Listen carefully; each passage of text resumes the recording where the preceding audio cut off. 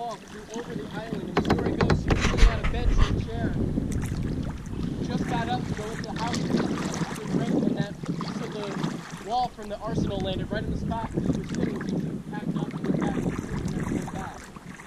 Her son ran the business for a couple more years, but eventually sold it off to a couple of caretakers, and they allowed you to take whatever you wanted off the island. One guy would do it as long as you gave him a bottle of booze for the day. He was all set. You could come and take whatever you like.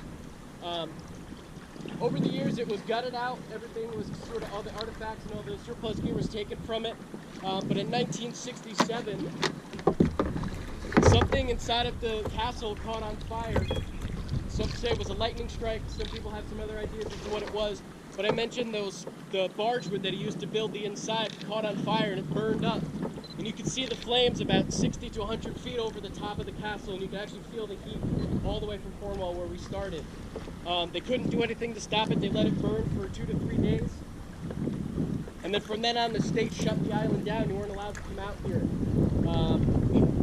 Around 2007, 2008 is when the Bananaman Island Trust started doing some work. They built this dock. They put up all the trails and started fixing up the house. You can now do tours through them, and they'll show you the house and residence where they live. You can't go in the castle still because it's too unstable. You actually get the best view from the water.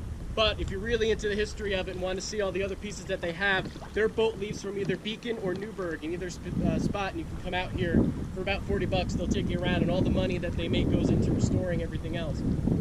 If you saw when we first came over, you saw there were big steel beams holding up pieces of the wall. In 2009, the top wall started coming down. That was all they were able to do to help keep it up. So basically the rest of it's going to be left for as long as it stays up. That's how long it stays up. They can only keep those couple pieces. The rest of it's just going to sit, and we'll see how long it lasts. So we got to enjoy it while we can. Anybody have any questions? Okay. That was actually part of, he had a wall that went all the way around the island. You could walk from that one. There's a couple others to the south side you might be able to see on our way back. There's a way to keep people from coming too close to the island. You'd have to stop at the wall so that you couldn't just come up and take stuff from his island. They have. They put up those support beams in the wall. The residents on the other side of the island, they almost completely restored that. And they rebuilt gardens where white people would grow flowers, and they planted all the flowers. They rebuilt the whole garden. But they determined that it's going to cost way too much money to try to save the whole house. So they did what they could, and then the rest of it's going to just stay up.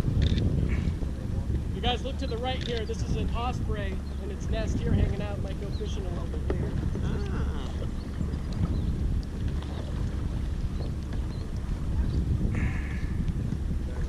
About that thing sticking out of the water. That was part of it. There used to be like a seawall that went 3/4 of the land.